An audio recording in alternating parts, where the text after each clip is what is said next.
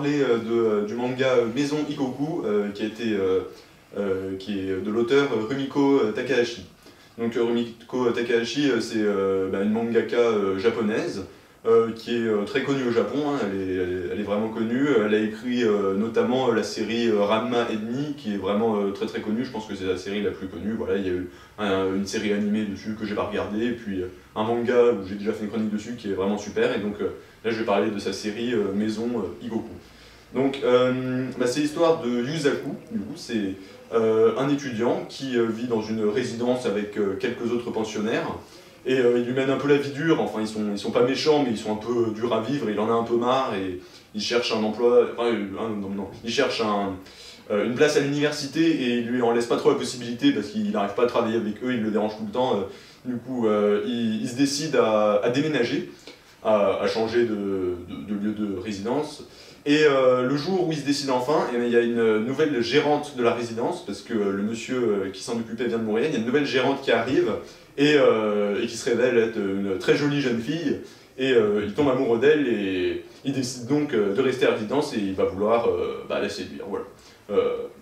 Et donc, j'ai vraiment adoré cette série, je ne l'ai pas encore finie, j'ai lu que 3 tomes pour l'instant, mais franchement c'est vraiment super. Parce que on pourrait croire, dit comme ça, je vais résumer, que ça fait un peu manga pour filles, mais pas du tout en fait. C'est pas du tout cuculapraline, enfin c'est pas niais ni quoi, c'est très bien. Je trouve que ça touche à des problématiques de jeunes gens un peu, enfin on se reconnaît un peu dedans. C'est vraiment très très drôle, les personnages sont vraiment attachants parce qu'ils sont très vrais, vraiment, on s'identifie très bien à eux, ils sont très réalistes et ça c'est vraiment bien, ils sont vraiment touchants, enfin on les aime beaucoup les personnages.